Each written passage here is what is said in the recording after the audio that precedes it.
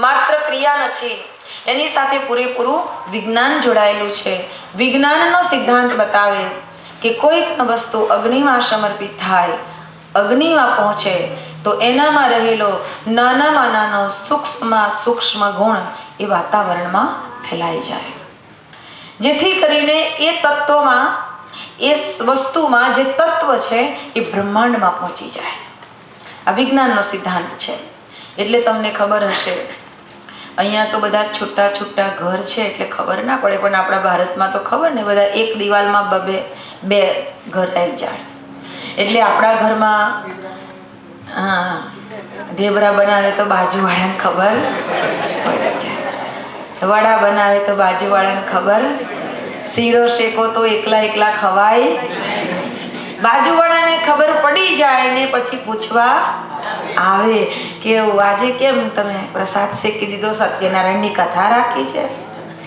હે, તરત જ તમને પૂછે. મેથીના ગોટા એકલા ન ખવાય. તમે એમ વિચારો કે આજે કોઈ ખબર ન પડે, તાજી તાજી થોડીક મેથી થઈ છે તો હું એકલી ખાઈ લઉં, પણ ભારતમાં ખાવા દે નહીં, તરત બાજુમાં સુગંધ પહોંચી જાય. કેમ?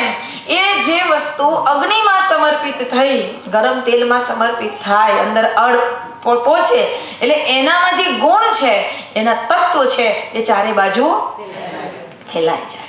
અને ફેલાઈ જાય એટલે બાજુવાળા પછી પૂછતા આવે.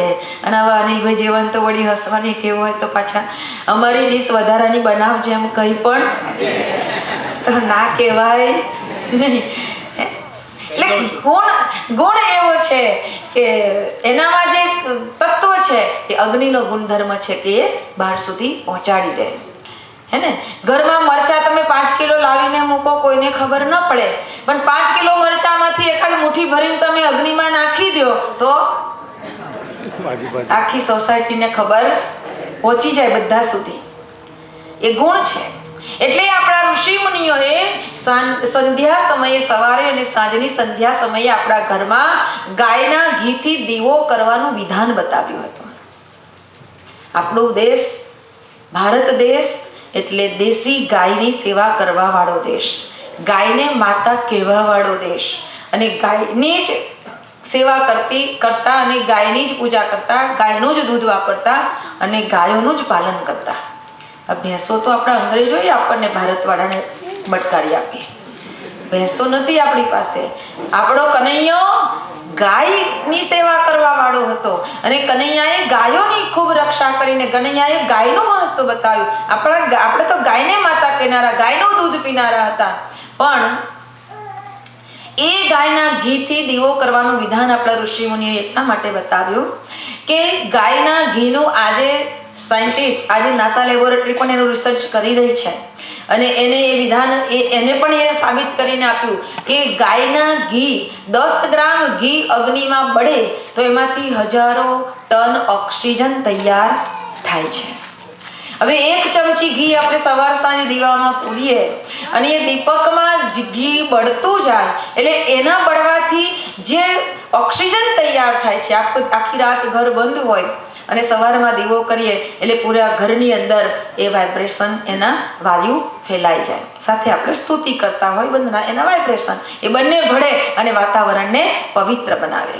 સંધ્યા સમયે સૂર્ય અસ્ત થાય તે સમયે લાખો કરોડો જીવાણુઓ, ઉભયજીવી જીવ કહેવાય, એ પેદા થઈ જાય અને એના કારણે વાતાવરણ બગડે છે, અનબેલેન્સ થાય છે. એ બેલેન્સ કરવા માટેનું વિધાન જોઈ અને આપણા ઋષિ મુનિએ બતાવ્યું કે સંધ્યા સમયે પણ આપણા ઘરમાં દીવો કરવો એટલે આપણું ઘર પવિત્ર બની રહે. તે સમયે આપણા ઘરમાં સામૂહિક પ્રાર્થના થતી હોય, મંત્ર બોલાતા હોય, સ્તુતિ બોલાતી હોય, ઘંટારો થતો હોય, ઘંટડી વાગતી હોય અને એનું વિધાન એટલા માટે સમજાવાયું. સંધ્યા સમયે બીજું કાંઈ કામ હોવું જોઈએ નહીં. સંધ્યા સમય અતિ મહત્વનો સમય છે. એ સમયે આપણી મીટિંગ હોય તો માત્ર ને માત્ર ભગવાનની સાથે મીટિંગ હોવી જોઈએ. પણ સુધરેલા આ દેશની અંદર કહો કે આપણા દેશની અંદર કહો, આ સુધરેલા માનવીએ ઋષિ મુનિઓની પરંપરાને જાણી ન જાણી કરી નાખી, સમજી ન સમજી કરી નાખી. કોઈ સમજાવે તો એના પ્રત્યેનું મન માનતું નથી અને એટલે એની જે સંધ્યા સમયની જે ઉપાસનાની વાત બતાવી એ કોઈ સમજી ન શક્યા. એટલે આજે સંધ્યા સમયે ઉપાસના તો થાય છે પણ કોની થાય છે? ટીવી દેવતાની. સંધ્યા સમયે ઉપાસના તો થાય છે, પણ એ ટીવી દેવતાની ઉપાસના થાય છે, બીજી ઉપાસના થતી નથી. કાં તો પછી ઘરમાં પરિવાર પૂરો ભેગો થયો હોય અને એ પોતે વાતોમાં વળગ્યા હોય. ભલે પરિવાર સાથે હોય, બેસો, વાતચીત કરો, પણ સંધ્યાનો સમય છે. કમસે કમ 5 મિનિટ, કમસે કમ 10 મિનિટ આપણી એવી કાઢવો કે આપણે ઘરમાં જેટલા પણ હોઈએ એટલા એક સાથે બેસી અને ભગવાનનું સ્મરણ થાય. એક નિયમ એવો બનાવજો. ભગવાન શ્રી કૃષ્ણ યોગેશ્વરે પણ ગીતામાં એટલા માટે કહ્યું છે, સહયજ્ઞા પ્રજા સૃષ્ટા પૂરો વાચા પ્રજાપતિ. ભગવાન બ્રહ્માજીએ સૃષ્ટિની ઉત્પત્તિ યજ્ઞની સાથે કરી છે, માટે હે માનવ, તારું જીવન યજ્ઞમય બનાવજે. આ સૃષ્ટિની ઉત્પત્તિ યજ્ઞ સાથે થઈ. યજ્ઞ એટલે ત્યાગ, યજ્ઞ એટલે બલિદાન. આપના આ જે ત્યાગ કરવાની પરંપરા બતાવી અને એની સાથે મોટું વિજ્ઞાન જોડાયેલું બતાવ્યું. આ એક ઘીની જે વાત કરી એની સાથે કહેવાય કે આપણે આજે આહુતિ આપીશું. આ આહુતિ જે આપણને આપવામાં આવી છે, હુત દ્રવ્ય, એ અનેક પ્રકારની જડીબુટ્ટીનું બનાવેલું છે. અનેક પ્રકારની જડીબુટ્ટી કે જે જડીબુટ્ટીઓ વૈદ હોય ને, વૈદ તો આપણને કોઈ રોગ થાય તો વૈદરાજ એ જડીબુટ્ટીમાંથી એને જે નિયમ પ્રમાણે જે આવતી હોય, જે ઉપયોગમાં લેવાતી હોય રોગ પ્રમાણે, એને પડીકી આપણને આપતા. જે પડીકી ખાય એનો રોગ દૂર થતો. એ જ ઔષધિઓને આજે આપણે અગ્નિમાં આપીશું, જેથી કરીને અગ્નિ એ ઔષધિઓને 1000 ગણી બનાવી દેશે અને વાતાવરણમાં મુક્ત કરી દેશે. તો એકનો નહીં, અનેકનો રોગ દૂર થઈ શકે. એક સમય એવો પણ આવશે કે યજ્ઞપેથી દ્વારા સારવાર. તો આપણને આશ્ચર્ય લાગવું જોઈએ નહીં. યજ્ઞપેથી દ્વારા સારવાર. ફ્રાન્સનો વૈજ્ઞાનિક ડોક્ટર હાફકિન, જેને શોધખોળ દરમિયાન એ બતાવ્યું કે ઘી અને ખાંડનો ધુમાડો ઓરી, એચબડા, ક્ષય, ટીબીના જંતુને નાશ કરવાની ક્ષમતા ધરાવે છે.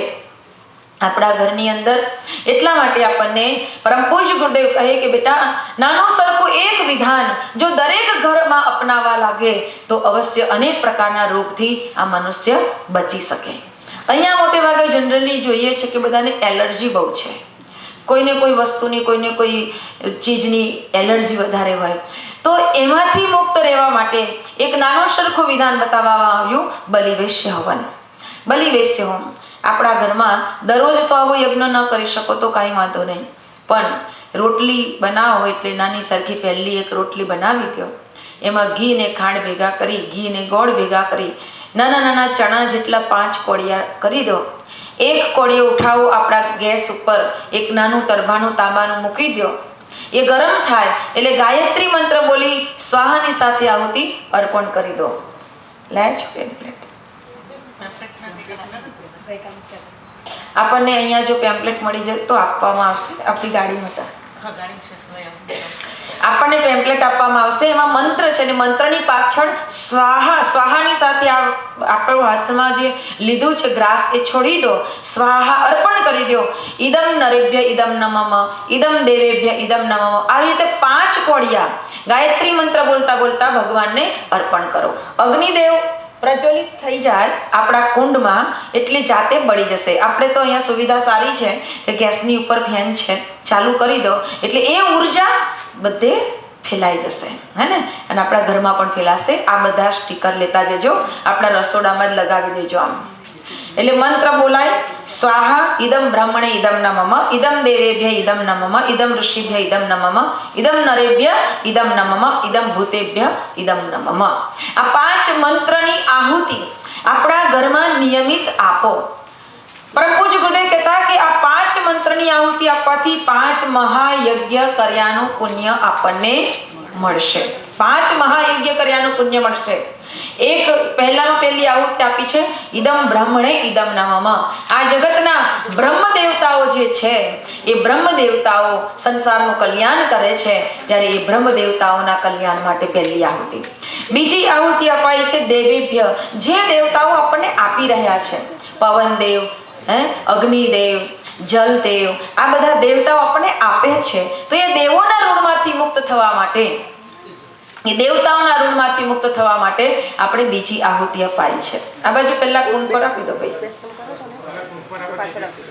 કુંડ ઉપર આપજો પહેલા એ ના કુંડ ઉપર પછી હા કુંડ ઉપર જે બેઠા છે પેલી બાજુ આવે હા કુંડ ઉપર બેઠા છે એમને જ આપજે એક અત્યારે આપજે એક કુંડ દીઠ એક આપજે હમણાં કારણ કે એટલી જ છે ના, દરેક વ્યક્તિ ઘર પોતાના અલગ અલગ હોય. એક ઘરના 2 હોય તો 2 ના લેતા, એક લેજો. પણ હમણાં બીજા આવશે ત્યાર પછી આપશે પણ અત્યારે એક કુંડ ઉપર એક આપજે જે કરી શકે એવા હોય એમને આપો. ઇદમ ઋષિભ્ય ઇદમ નમઃ. ઋષિ મુનિઓએ સંસારનું ખૂબ કલ્યાણ કર્યું છે. એ ઋષિ મુનિઓના ઋણમાંથી મુક્ત થવા માટે આ આહુતિ અર્પણ કરવામાં આવે. એથી વિશેષ ઇદમ નરેભ્ય ઇદમ નમઃ. જે નર એટલે કે જે મહાન વિભૂતિવાન તત્વ હતા, જે મહાન આત્માઓ હતા, જેને સંસારનું કલ્યાણ કર્યું, એવા મહાન નર આત્માઓ માટે ચોથી આહુતિ ઇદમ ભૂતેભ્ય ઇદમ નમઃ. ભૂત એટલે કે આ સંસારની અંદર જે પણ શ્રેષ્ઠ તત્વ છે, જેને આપણા માટે કંઈ કલ્યાણ કર્યું છે. ધારો કે શ્રેષ્ઠ તત્વ મતલબ કે આપણે બધી ફેસિલિટી વાપરીએ છીએ, મોબાઈલ વાપરીએ છીએ, રોડ વાપરીએ છીએ, આ બધું વાપરીએ તો છે, પરંતુ એને બનાવવા માટે નાનામાં નાના વ્યક્તિએ જે સેવા કરી, જે મહેનત કરી, એનું પણ ઋણ છે આપણા માથે. તો એ ઋણમાંથી મુક્ત થવા માટે ઇદમ ભૂતેભ્ય ઇદમ નમઃ. આ 5 ખાલી 5 કોડિયાની આહુતિ 5 મહાયજ્ઞ કર્યાનું ફળ આપણને પ્રદાન કરાવનાર છે. કમસે કમ આટલો યજ્ઞ તો દરેક વ્યક્તિ પોતાના ઘરમાં કરે અને કરે જ. આટલો નાનો સરખો યજ્ઞ કરી દીધો, તમને પ્રજાને તૃપ્ત કર્યાનું પુણ્ય ફળ મળશે.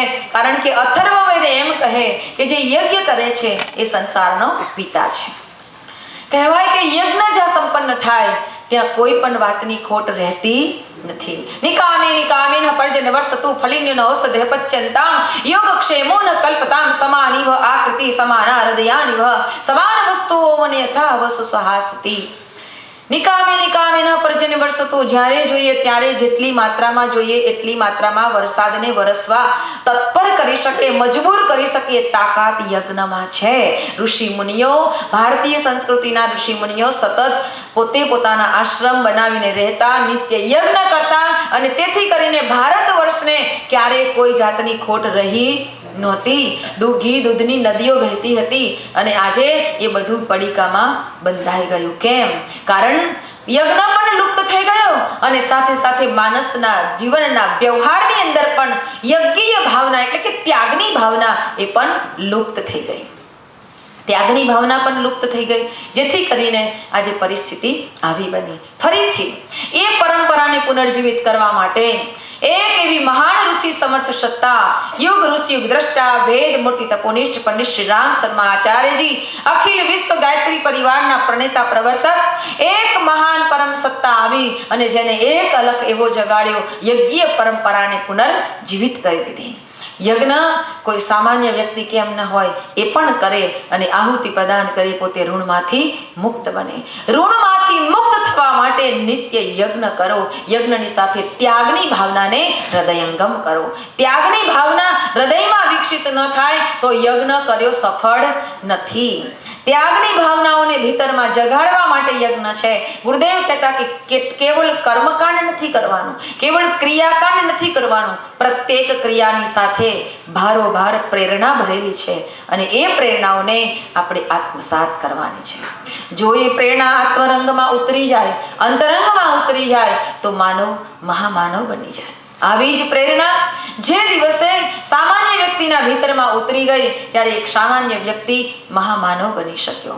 આપનું જીવન પણ એવું જ શ્રેષ્ઠ તત્વથી ઉત્પ્રોત બને એ ભાવ સાથે યજ્ઞ ભગવાનને આપણે આવાહિત કરીશું અને એક પ્રકારના વિધિ વિધાન સાથે ભગવાનને આપણે બોલાવીશું.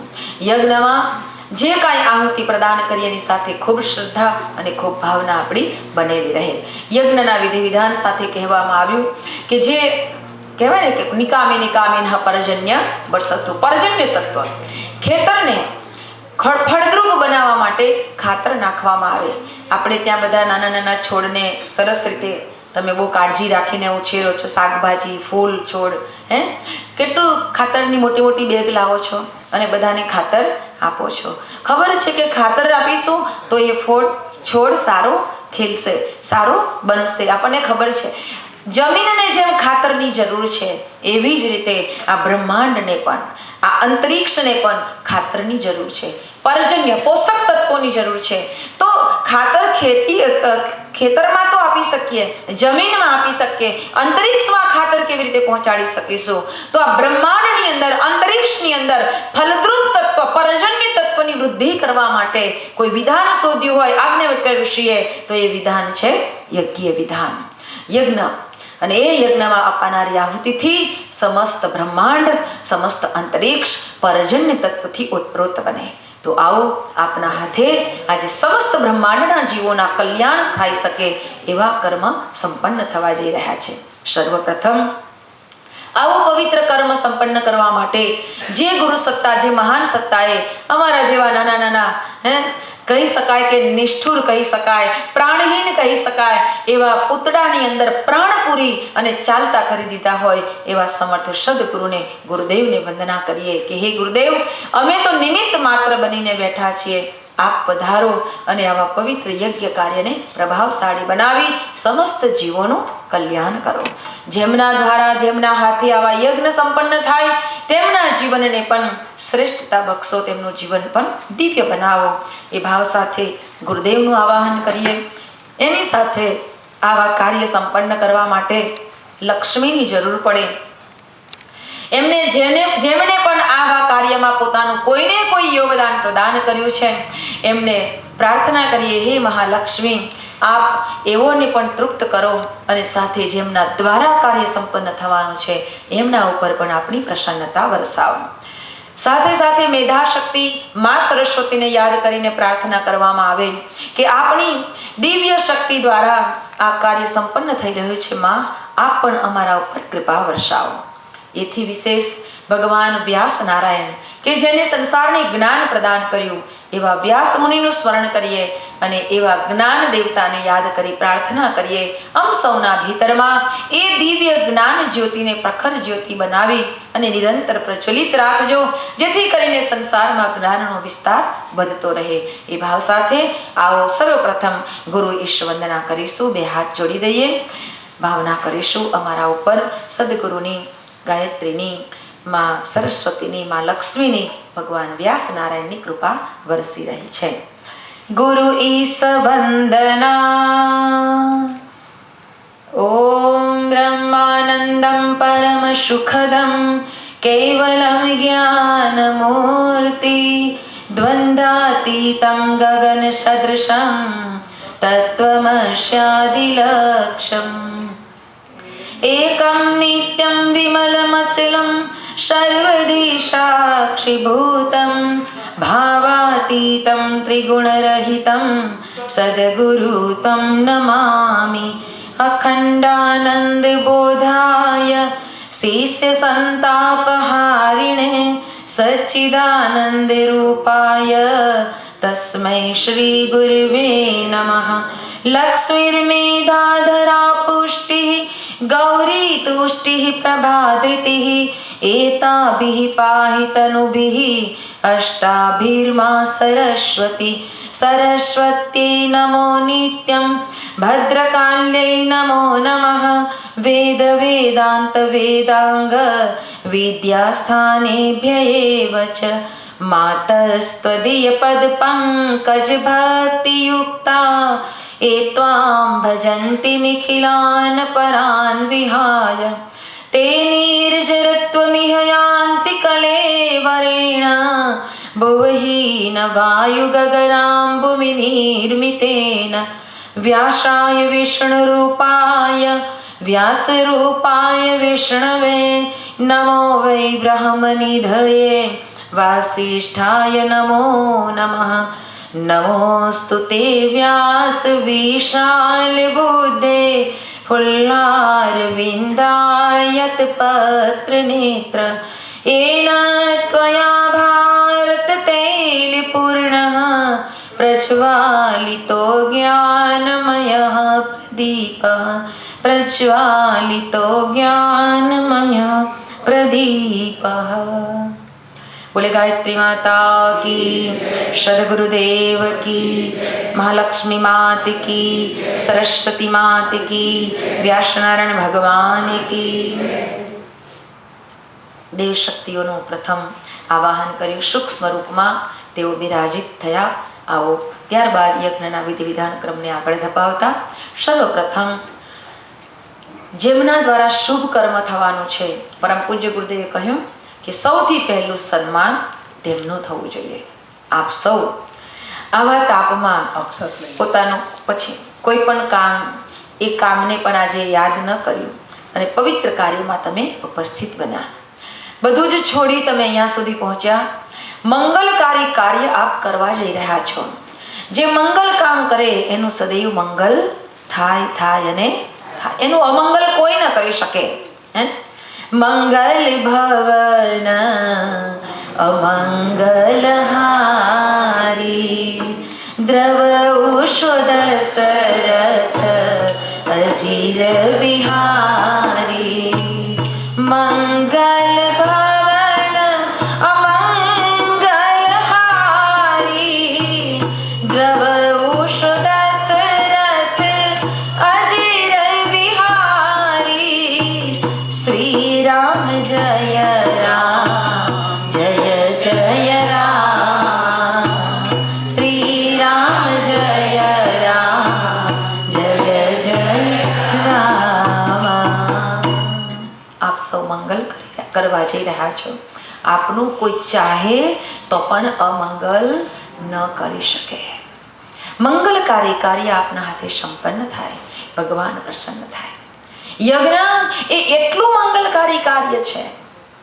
આપણને યાદ હોય તો મહાભારતનો એક પ્રસંગ, ધર્મરાજ યુધિષ્ઠિર દ્વારા પાંડવોને સાથે લઈ અને ખૂબ સરસ રાજસૂય યજ્ઞ સંપન્ન કરવામાં આવ્યો. અને આવા રાજસૂય યજ્ઞમાં, એટલે બહુ મોટો યજ્ઞ, બહુ વિરાટ યજ્ઞ, બધાને અલગ અલગ કામ સોંપવામાં આવ્યું. બધા અલગ અલગ કામમાં લાગ્યા. ભગવાન શ્રી કૃષ્ણ યોગેશ્વરે પૂછ્યું કે મારું કામ? ધર્મરાજ કહે કે પ્રભુ, આપણને કામ ન સોંપાય, આપણે તો બેસવાનું છે, બધાને આશીર્વાદ આપવાના છે.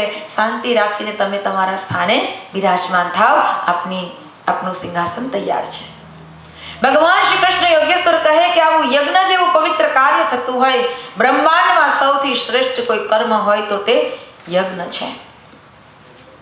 અને એવા કાર્યમાં હું બેસી રહું તો ન ચાલે. ભલે મને કોઈ તમે કામ નહીં સોંપો, મને ખબર છે, પણ હું મારું કામ મારી જાતે શોધી લઈશ. જેને કામ કરવાની હૃદયમાં ભાવના હોય, લાગણી હોય ને, એને કામ બતાવવું પડતું નથી. બાકી તો કામ પડેલું હોય ને, તો જેને કરવું ન હોય એને સામે દેખાય તો એ કરે, આંખ આડા કાન કરી નાખે, જોયું ન જોયું કરી નાખે, ન કરે. ભગવાન શ્રી કૃષ્ણએ કયું કામ ઉપાડી લીધું હતું કે જે યજમાન યજ્ઞ માટે આવશે એના ચરણ ધોવાની સેવા હું કરીશ. વિચાર કરો કે જે યજ્ઞમાં બેસવાના છે, યજ્ઞ એમના હાથે થવાનો છે, એમના ચરણ ધોવાની સેવા ભગવાન શ્રી કૃષ્ણએ કરી તો કેટલું મહત્વ હશે આપનું. આપનું કેવું મહત્વ હશે કે ભગવાને આપના ચરણ ધોયા. અત્યારે આપના ચરણ તો અમે નથી ધોતા, પણ આપના ઉપર પુષ્પવૃષ્ટિ કરી વેદ મંત્રોના ગાન સાથે આપના મંગલમય જીવનની કામના અમે જરૂર કરીશું. કામના જરૂર કરીશું કે આપનું સદૈવ શુભ થાઓ, આપનું સદૈવ મંગલ થાઓ. ભગવાન શ્રી કૃષ્ણે બીજું કામ કર્યું હતું. જે યજ્ઞમાં બેઠા આહુતિઓ પ્રદાન કરી વિશ્વ મંગલ માટે જે કામ સંપન્ન કરીને ઊભા થયા, પ્રસાદી લેવા માટે જે ગયા, એ પ્રસાદી લેનારા તમામ યજમાનોના એઠા બાજ માથે ઉઠાવી ઉકરડા સુધી નાખવા જવાની સેવા સ્વયં સાક્ષાત ભગવાન શ્રી કૃષ્ણએ કરી હતી. તો આપનું તો કેટલું મૂલ્ય કહેવાય, આપનું કેટલું મહત્વ કહેવાય. એટલે પહેલી વર્ષા મંગલાષ્ટક બોલાય અને મંગલ વર્ષા કોના ઉપર થાય? આપણા ઉપર થાય. અને આપના ઉજ્જવળ ભવિષ્યની મંગલ કામના કરતા ભગવાનને અમે પ્રાર્થના કરીશું કે આ સર્વનું સદૈવ શુભ થાવો, ભદ્ર થાવો, કલ્યાણ થાવો એવી મંગલ ભાવના સાથે આવો આપના ઉપર પુષ્પવૃષ્ટિ થશે. અમારા બહેનો જેમને પણ કામ સોંપ્યું છે અક્ષત પુષ્પ લઈને ઊભા થઈ જાય. પહેલી લાઈનથી શરૂ કરજો, કોઈ પણ ચૂકી ન જવાય એનું ધ્યાન રાખીશું. આપને જે બેઠા છીએ બે હાથ જોડી દઈએ, આંખો બંધ કરી દો, હૃદયથી ભાવના કરજો કે આ અક્ષત પુષ્પ કોઈ વ્યક્તિ દ્વારા નહીં પરંતુ બ્રહ્માંડમાં વ્યાપક એક પરમ શક્તિ દ્વારા અમારા ઉપર થઈ રહી છે. આ લાઈન તમારે લેવાની બહાર નહીં. તમારે યજ્ઞકુંડ ઉપર જે બેઠા છે એક એક લાઈન લેતું જવાનું છે, બરાબર? મંત્ર બોલાય ત્યારે આ ક્રિયા કરવાની છે. બેનો ધ્યાન રાખશે, મંત્ર બોલાય ત્યારે તમારે આ સીધી એક લાઈન લેવાની, તમારે આ સીધી એક લાઈન લેવાની. બેન એક અહીંયા આવી જાઓ. તમારે આ એક સીધી લાઈન લેવાની અને તમારે પેલી બાજુથી બંને બાજુ નાખતા જવાનું. આ બાજુ વચ્ચેથી નીકળજો. એક ઇન્સ્ટ્રક્શન એમાં કહેવાની હતી કે જ્યારે પ્રવચન ચાલે ત્યારે આ બાજુ મુખ કરજો, કારણ કે દિશા કદાચ આ સાઈડમાં બેઠા હશે ને તો આમ થઈ જશે. તમે બે એટલે તે વખતે આ બાજુ ફરી જજો જ્યારે તમે અહીંયા સીધા જતા રહેવાનું, બરાબર? આમ સીધા. અને આ પહેલી લાઈન લેવાની. પ્રવચન વખતે આ બાજુ મુખ રાખજો અને પછી જ્યારે પૂજા શરૂ કરાવે ત્યારે તમારી એ બાજુ હવન કુંડ બાજુ થઈ જજો, એટલે કોઈને તકલીફ ના પડે સાંભળવામાં. ટૂંકી કરીને પાછા આમ ટ્વિસ્ટ થવાની છૂટ છે. પગ કદાચ દુખતો હોય, લાંબો કરવાનો થાય તો ખાલી ભગવાન બાજુ નહીં કરવાનો, સાઈડમાં થોડા કરી. હરિભાઈ આ બાજુ બેસી જાઓ, સાથે યજ્ઞ કરવાનું. આવી જાઓ ગોપાલભાઈ, સજોડે જેટલા પણ બેઠા છો ભાઈઓ યજ્ઞમાં બેસી જાઓ. અને હસબન્ડ વાઈફ જો હોય સજોડે યજ્ઞ કરો, આજે મજાનો યજ્ઞ. હસબન્ડ વાઈફ બેઠા હોય તો પુરુષના જમણા હાથે બેસજો, લેડીઝ. ભાઈના જમણા હાથ બાજુ બેન બેસશે, અર્ધાંગીની અડધું અંગ જમણા હાથે બેસી જાય, પુરુષના જમણા હાથે. Only married couple.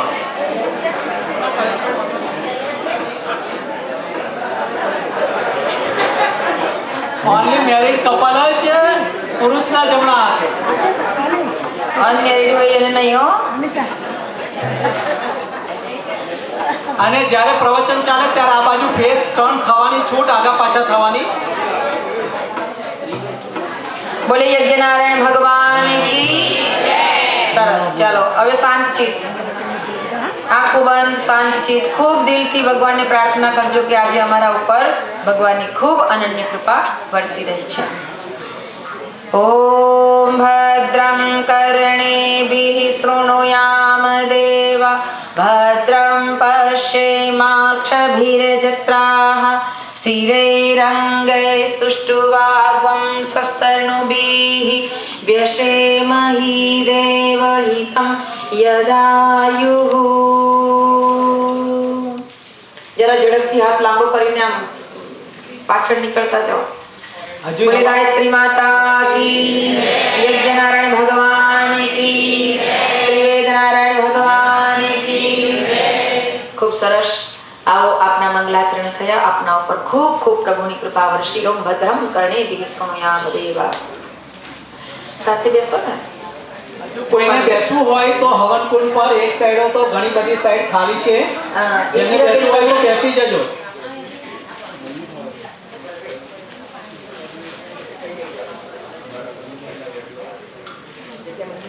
ઇન્દિરાબેન તમે આ સાઈડ આવી જાઓ, બેન એકલા છે ને ત્યાં સામે.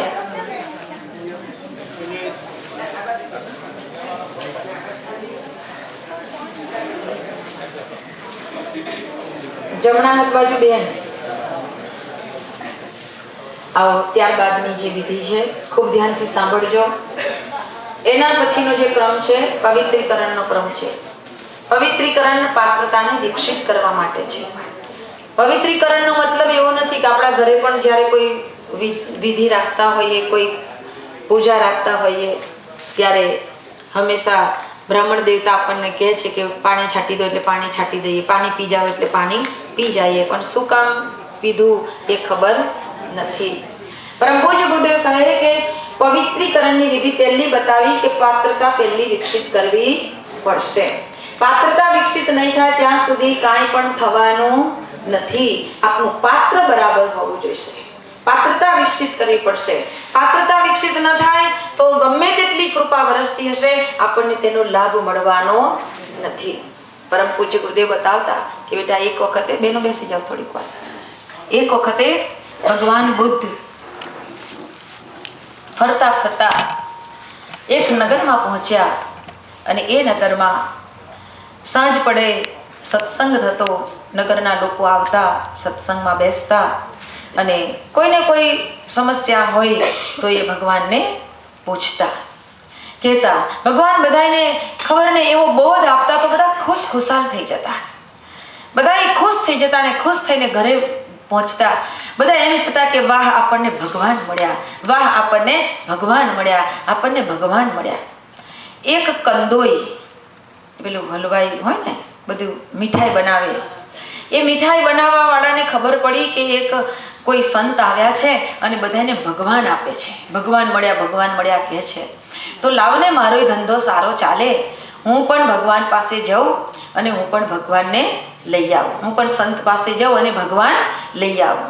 એટલે એ તો વહેલો પોતાના કામમાંથી થોડોક સમય ફાળવી અને એવો ને એવો જ લગર વગર ગંધાતા કપડે જ, હલવાઈ વાળાના તો કપડાં કેવા હોય હે, એવા જ કપડે તો ભગવાન બુદ્ધ પાસે ગયો ને કહેવા માંડ્યો કે મને ખબર પડી છે કે તમે બધાને ભગવાન આપો છો, તો મને ભગવાન આપો એમ કે. ભગવાન બુદ્ધે એને જોયો કે કેવો માણસ છે, એને કાંઈ ખબર જ નથી પડતી કે ખરેખર આ કેવું કામ કહેવાય, કેવી આપણા હૃદયની ભાવના હોવી જોઈએ, કેવી રીતે અહીંયા આવવું જોઈએ એ પણ એને ખબર નથી. અને વળી પાછો આમ કહેવા માંડ્યો કે મારી તો કેટલી મોટી દુકાન છે, હું તો કેવો મોટો વેપારી છું, તમને શું ખબર, આટલા બધાને તમે ભગવાન આપ્યા. જેને કાંઈ ખબર નથી પડતી, સાવ નાનામાં નાનો ગરીબ માણસ હતો, એ પણ એમ કે મને તો ભગવાન મળ્યા, મને તો ભગવાન મળ્યા, તો પછી મને તો આપવા જોઈએ ને તમારે. ભગવાન બુદ્ધે કહ્યું કે હું તને ભગવાન આપીશ, પણ અત્યારે નહીં, હું તારા ઘરે આવીશ ત્યારે હું તને ભગવાન આપીશ. તો કે સારું, તો તમે મારી ઘરે કાલે ભિક્ષા માંગવા આવજો. બીજા દિવસે ભગવાન બુદ્ધ ભિક્ષા માંગવા માટે એ કંદોઈ એ હલવાઈની દુકાને ગયા. અને હલવાઈની દુકાને જ્યાં ભગવાન પહોંચ્યા ત્યાં ભગવાને પોતાના કમંડલમાં એટલે કે ભિક્ષા પાત્રમાં થોડું છાણ મૂકી દીધું અને કહ્યું કે ભાઈ ભિક્ષામ દેહી, ભિક્ષા આપી દે. એટલે પેલા હલવાઈએ તો સારામાં સારી આઈટમો હતી, મોંઘી ચીજ હતી, એ બધી થોડી લીધી અને ભગવાન બુદ્ધને આપવા જાય. જ્યાં આપવા જાય તો કમંડલમાં તો છાન હતું. એટલે પેલો હલવાઈ તો પાછો ફરી ગયો, કહેવા માંડ્યો કે અરે તમારા કમંડલમાં તો, તમારા ભિક્ષા પાત્રમાં તો છાન છે, એમાં આટલી મોંઘી હલવાઈ, આ બધી મીઠાઈ ન નખાય, એ ભિક્ષા ન અપાય આની અંદર, આ તો બહુ ગંદુ પાત્ર તમારું છે. તો ભગવાન બુદ્ધે કઈ વાંધો નહીં, નાખી દે ને, ચાલશે. તો કે ના, આ તો કોઈને ખાવાના કામમાં ન આવે, આ તો ફેંકી દેવી પડે, એના કરતાં લાવો તમારું પાત્ર મને આપી દો. ભગવાને પાત્ર આપી દીધું. પેલા એ છાન કાઢી નાખ્યું, 2-3 વખત સરસ ઘસી નાખ્યું, સાફ કરી દીધું. એને 2-4 વાર સૂંઘી જોયું કે ગંધ તો આવતી નથી ને, અને એમ કરીને બરાબર ઘસીને ઉજળું સરસ કરી દીધું. અને પછી એમ કહ્યું કે લ્યો, હવે આ ચોખ્ખું પાત્ર થઈ ગયું, હવે તમે આમાં ભિક્ષા લઈ શકો, બાકી તો ભિક્ષા ન અપાય. ભગવાને ભિક્ષા લીધી અને ભગવાન ચાલવા માંડ્યા. એટલે પછી પેલો પાછળ દોડ્યો, અરે તમે તો કહેતા હતા ને કે હું તને ભગવાન આપીશ, તારા ઘરે આવીશ ત્યારે. તો ભગવાન બુદ્ધ કહેવા લાગ્યા કે આપી તો દીધા ભગવાન, અરે મને તો કાંઈ આપ્યું નથી, ક્યાં ભગવાન તમે આપ્યા છે? કે ભાઈ તને ખબર ન પડી, તને ભગવાન તો આપ્યા, અરે ભગવાન ક્યાં, બધા એને ભગવાન આપ્યા ને મને તો કાંઈ આપ્યા નથી. ભગવાન બુદ્ધ પાછા વળ્યા, એના ત્યાં ગયા અને એની પાસે બેસીને એને સમજાવ્યું કે જો તે મને ભિક્ષા કેમ ન આપી મારા પાત્રમાં? તો કે તમારું પાત્ર ગંદુ હોય તો ન જ આપું ને. તો ભગવાન બુદ્ધે કહ્યું કે બસ બેટા, ભગવાન પણ ત્યાં જ પહોંચે કે જેનું અંતર પાત્ર સાફ હોય, જેનું હૃદય પાત્ર સાફ હોય, સુઘડ હોય, જ્યાં કપટ હોય, છલ હોય, દંભ હોય, ત્યાં કદી ભગવાન પહોંચતો નથી. તારા ભીતરની અંદર કેટલી બધી કપટ છે, તું એકબીજાને કેવા હીન સમજી રહ્યો છે, તારી અંદર એકબીજા માટે કેટલી કૃપણતા છે, તું કેટલી બધી મીઠાઈઓને જે ન કામની હોય, ગંદી થઈ ગઈ હોય, બગડી ગઈ હોય, એ બધી મિક્સ કરી અને તું પાછો બધાને વેચી દે છે. આ બધી તારી છલકપટની યોજના છે. આવી યોજના તારા ભીતરમાં રહેશે ત્યાં સુધી તને ભગવાન મળશે નહીં. આ દુનિયા, આ સંસાર એ ભગવાનનું જીવંત સ્વરૂપ છે. મુझ में राम, तुझ में राम, सब में राम ही राम है. તો એકબીજાની સાથે કપટ કેવું, છલ કેવું, દંભ કેવું, શું કામ? તારામાં જે બેઠો છે તે જ સામેવાળામાં બેઠો છે. તું જે ન ખાઈ શકે એ બીજાને પણ ન ખવડાવીશ. સમર્થ રામદાસ જ્યારે ફરતા ફરતા એક ગામમાં ગયા અને રોકાવાનું થયું ત્યારે જેના ઘરે રોકાયા ને એ બેને રોટલા બનાવ્યા. એ બેને રોટલા બનાવ્યા. રામદાસે કહ્યું કે મને ઘી વગરનો રોટલો આપજો. તો પેલી બેન કે ઘી વાળો જ રોટલો મળશે, ઘી વગરનો રોટલો નહીં મળે. અરે હું કહું છું કે ઘી વગરનો આપ, પણ હું ઘી વાળો જ આપીશ. પેલા બેન જીદ પકડીને બેઠા કે હું ઘી વાળો જ આપીશ. અને સમર્થ રામદાસ કહે કે મને ઘી વગરનો આપ. ખૂબ રકઝક કરી. છેવટે સમર્થ રામદાસ પૂછવા માંડ્યા કે બહેન, હું તમને આટલું બધું કહું છું કે મને ઘી વગરનો રોટલો આપો, મારાથી કોઈના ઘરે ઘી ન મગાય, મારે આવું બધું ન ખવાય, અમે તો સાધુ લોકો કહેવાઈએ, લુખું સૂખું જે મળે અમારા શરીર માટે જે મળે એ ખાઈ લેવાનું હોય, અને તમે આવું કેમ જીદ કરો છો?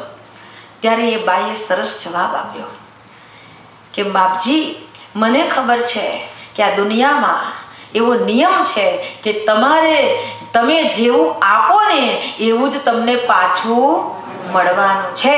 મારે કોરા રોટલા ખાવા નથી, એટલે હું તો તમને ઘી વાળો જ રોટલો આપીશ. આ સંસારનો નિયમ છે. તમારે જેવું જોઈતું હોય એવું જ તમે બીજાને આપો. તમે દુનિયાને સુખી રાખશો તો તમને સુખ મળશે. તમે દુનિયાને આનંદ આપશો તો આનંદ આપણને મળશે. બીજાને શાંતિ આપશો તો આપણને શાંતિ મળશે. પછી આપણે શાંતિ નથી, શું કરીએ? પણ આપવા માંડો, આપણને મળવા મળશે. આ દુનિયાનો ક્રમ છે. કારણ દુનિયા કેવી છે? ગોળ છે ને. આ ગોળ હોય ને એટલે ફરતું ફરતું પાછું આવે ને આવે જાય, કેન્દ્ર બિંદુ ઉપર પાછું આવે. આ સર્કલ ચાલુ ને ચાલુ જ રહે છે. એટલે જેવું જોઈતું હોય એવું તમે આપતા રહો. હૃદય અંતઃકરણ શુદ્ધ પવિત્ર પાત્ર બનાવી દો. અંતરનું પાત્ર પવિત્ર હોવું જોઈએ. તમને ખબર હશે કે ડૉક્ટર હોય ને એ આપણને કોઈ ગુમડું થયું હોય તો ખબર છે કે સીધો એના ઉપર મલમ પટ્ટી ન કરે. એ ગુમડા ઉપર સીધી મલમ પટ્ટી નહીં કરે. ડૉક્ટર શું કરશે? કાપશે. દબાવી દબાવી દબાવી બધો પાક કાઢી નાખશે. ખરાબી કાઢે ને, અંદરની ગંદકી બહાર કાઢી નાખે, ખરાબી બહાર કાઢી નાખે. બહાર કાઢી નાખ્યા પછી મલમ પટ્ટી કરશે તો એની અસર થાય. તો આપણે બધું બહુ ભરીને બેઠા છે, તો આ બધું આજે કાઢી નાખો, સાફ કરી નાખો. ત્યારે આપણી ઉપર જે વર્ષા વરસશે કૃપાની, દયાની, કરુણા નિધાન જે કંઈ કૃપા કરશે એ ત્યારે આપણે ધારણ કરી શકીશું, ત્યારે એને ઝીલી શકીશું. નહીં તો ઝીલી શકાશે નહીં. હૃદય પાત્ર એવું શુદ્ધ પવિત્ર બની જાય. આ એક ચમચી જલ, એક ચમચી જલનો પ્રભાવ છે. બાકી તમે કહેશો કે એક ચમચી જલથી શું પવિત્ર બનાય? અમે તો આજે 2 વાર સાવર કરીને આવ્યા. સાવર કરીએ, સ્નાન કરીએ તો એમાં શરીર શુદ્ધ થાય, પવિત્ર ના થાય. શરીર શુદ્ધ થાય કારણ કે જાત જાતના સાબુ આપણે વાપરતા હોઈએ, બોડી વોશ જે આપણને ગમતું હોય, જેને જેવું ફાવતું હોય એવું આપણે ઉપયોગ કરતા હોઈએ. પણ એનાથી શરીર શુદ્ધ થાય, શરીર પવિત્ર. આ પવિત્ર બનાવવાની વાત છે. અને પવિત્રતા ત્યારે આવે એની સાથે વેદ મંત્રોની ઘોષણા કરવામાં આવે, ભગવાનનું સ્મરણ કરવામાં આવે. પુંડરીકાક્ષ પ્રભુ પરમાત્મા પવિત્રતા બક્ષે. આ બ્રહ્માંડમાં રહેલી પવિત્રતા સૂક્ષ્મ રીતે આપની ઉપર વરસવા માંડે. જલ એક પવિત્રતાનો સંચાર કરશે આપના ઉપર. એના માટે થઈ અને આપેલી વિધિ આપણને પવિત્રીકરણની પાત્રતા વિકસિત કરી દો. આવો જેને જેને પાત્રતા વિકસિત કરી, સામાન્યમાં સામાન્ય માણસ હોવા છતાંય એને ઘણું બધું મેળવી લીધું. આપણે પણ એવું જ કંઈક પ્રાપ્ત કરી શકીએ એવા બનીએ એ ભાવ સાથે આવો પવિત્રીકરણની વિધિ કરીશું. ડાબા હાથમાં 1 ચમચી જલ લઈ લો. જે કુંડ પાસે બેઠા છે એના ઉપર પવિત્રીકરણ કરવાની જરૂર નથી. જે આજુબાજુ બેઠા હોય એના ઉપર બેનો પવિત્રીકરણ કરશે. બરાબર? ડાબા હાથમાં જલ લઈ લો, જમણો હાથ ઉપર ઢાંકી દો. મંત્ર બોલાયા પછી અભિમંત્રિત થયેલું જલ શરીર ઉપર આપણે છાંટી દઈશું.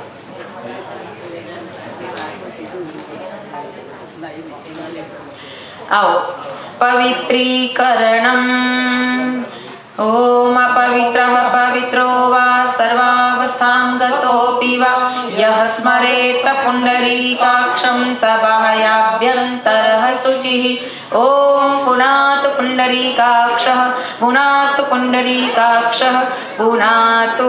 શરીર ઉપર છાંટી દઈશું. આપણું શરીર પવિત્ર બન્યું. હાથ ધોઈને પાછા રુચિ કરવાનું. આપણું શરીર પવિત્ર બન્યું છે, પવિત્ર હૃદય બન્યું છે અને હવે આ હૃદયમાં માં ગાયત્રીનો વાસ થશે. ભગવાનને પ્રાર્થના કરીએ. મારા હૃદય કમળ મારે જોરે ગાયત્રી માતા. મારા હૃદય કમળ મારે જોરે ગાયત્રી માતા. મારા હૃદય કમળ મારે જોરે ગાયત્રી માતા. ભાવથી પ્રાર્થના કરો. હવે મને દર્શન લાવો દેજો રે ગાયત્રી માતા. મને દર્શન લાવો દેજો રે ગાયત્રી માતા. મને દર્શન લાવો દેજો રે ગાયત્રી માતા. મને દર્શન લાવો દેજો રે ગાયત્રી માતા. મને લાગી તમારી માયા ઓ જગજનની જગદંબા. મને લાગી તમારી માયા ઓ જગજનની જગદંબા. મને લાગી તમારી માયા ઓ જગજનની જગદંબા. મને લાગી તમારી માયા ઓ જગજનની જગદંબા. હરી સફળ કરો આ કાયા રે ગાયત્રી માતા.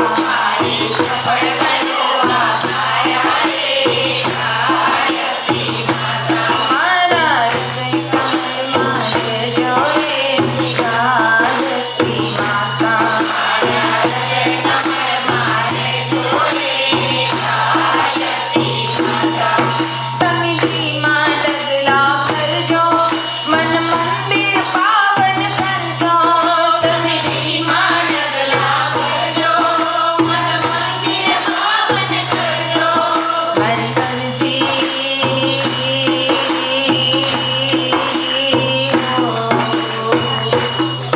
મારી અરજી ફૂલમાં ધરજો રે ગાયત્રી માતા. મારી અરજી ફૂલમાં ધરજો રે ગાયત્રી માતા. મારા હૃદય કમળમાં રહેજો રે ગાયત્રી માતા. મારા હૃદય કમળમાં રહેજો રે ગાયત્રી માતા. ભક્તોને રટના તારી ઓ દિલ દુખિયાના મારી. ભક્તોને રટના તારી ઓ દિલ દુખિયાના મારી. ભક્તોને રટના તારી ઓ દિલ દુખિયાના મારી. ભક્તોને રટના તારી ઓ દિલ દુખિયાના મારી. તમે આવો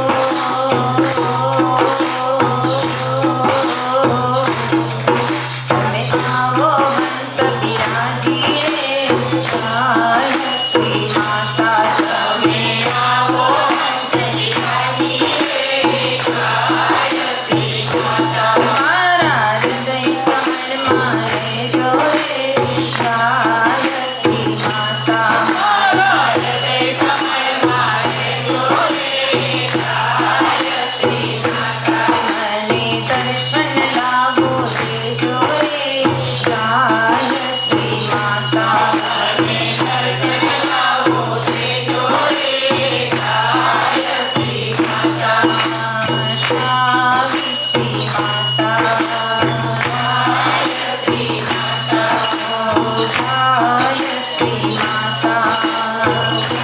ગાયત્રી માતા. બોલે ગાયત્રી માતા કી જય. આવો પવિત્રીકરણની વિધિ બાદ 3 વખત આચમનની વિધિ છે. 3 વખત આચમન એટલા માટે છે કે આપણા 3 શરીર છે, સ્થૂળ, સૂક્ષ્મ અને કારણ. આ ત્રણ શરીરની અંદર પવિત્રતાનો સંચાર થાય એવી ભાવના સાથે આપણે 3 વખત આચમન કરીશું. 3 વખત આચમનનો મતલબ છે કે મા ગાયત્રીની 3 શક્તિ ધારા હિમ, શ્રીમ અને ક્લીમ, સરસ્વતી, લક્ષ્મી અને કાળી 3 શક્તિઓ મા ગાયત્રી ત્રિપદા ગાયત્રી છે. વેદ માતા, દેવ માતા અને વિશ્વ માતા. ત્રિપદા ગાયત્રી. હિમ, શ્રીમ, ક્લીમ, સરસ્વતી, લક્ષ્મી, કાલી. માણસ પોતાના જીવનમાં દુઃખી થાય છે એના પણ 3 કારણ બતાવાયા: અજ્ઞાન, અભાવ અને આસક્તિ. અજ્ઞાનને દૂર કરવા માટે હંમેશા જીવનમાં દુઃખોનું જો કોઈ કારણ હોય તો અજ્ઞાનતા છે. અજ્ઞાનતાવશ મનુષ્ય જીવનમાં દુઃખી જીવન જીવે છે. જો તેને જ્ઞાન થઈ જાય કે મારા આ જીવનમાં મને જે કાંઈ ઘાત પ્રત્યાઘાતો આવી રહ્યા છે, જે કોઈ પરિસ્થિતિઓ બની રહી છે, એનું કારણ હું પોતે છું. મારા કર્મને આધીન મને આ બધું મળી રહ્યું છે, નહીં તો મને આ બધું નડત નહીં. જ્ઞાન એ પવિત્ર છે. જ્ઞાન થકી મનુષ્યના જીવનમાં અનેક પ્રકારના કષ્ટો, દુઃખોથી તેની રક્ષા થાય છે.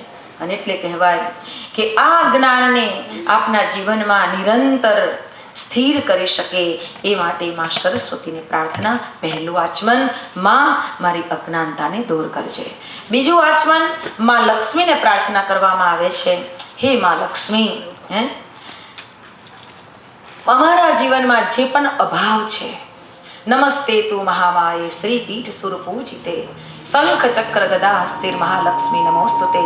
નમસ્તે ગરુડારૂઢે કાલાશુર ભયંકરી સર્વ પાપ હરે દેવી મહાલક્ષ્મી નમોસ્તુતે. હે માં, અમારા જીવનના અનેક પાપોમાંથી અમને મુક્ત કરજે. જેનું પણ ઋણ અમારા માથે છે એ ઋણમાંથી અમને મુક્ત કરજે. અને અમારા જીવનના જે અભાવ છે એ અભાવને તમે દૂર કરજો. આમ તો કરોડોપતિને પણ તમે પૂછો ને કે ભાઈ પૈસાની જરૂર ખરી, તો આ અધમન્યુ આમ જ હલે, આમ ન હલે. એને યોગની ક્રિયા એટલી જ ખબર છે કે આમ હલાવાય. કોઈને પણ સંતોષ નથી. ગમે તેટલું મળે છે પણ સંતોષ નથી. એટલે અભાવગ્રસ્ત જ જીવન જીવે છે. વ્યક્તિને ભગવાને એટલું બધું આપી દીધું છે કે ખરેખર એની જરૂર કરતાં ઘણું બધું આપ્યું છે. તમે ખાલી એક શાંતિથી નિરીક્ષણ કરજો કે આપણે જરૂર કેટલું અને આપણી પાસે છે કેટલું.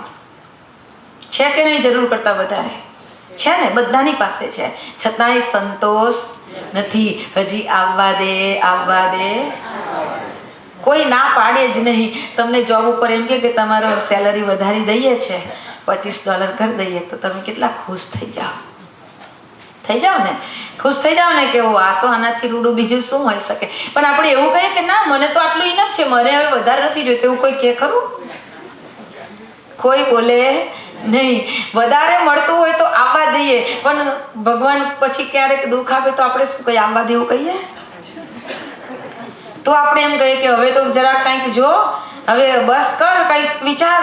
આપણે ત્યારે એને સ્વીકારતા નથી. મતલબ કે માણસને પોતાને મનગમતી ચીજ છે એ વધારે મળે તો ગમે, અને ભગવાન જે આપે એમાં પાછું આપણને ગમે નહીં. કહેવાનો મતલબ એ છે કે જ્યાં જ્ઞાન થઈ જાય ત્યાં વ્યક્તિને પોતાના જીવનનો અભાવ દેખાશે નહીં. એને નહીં દેખાય અભાવ.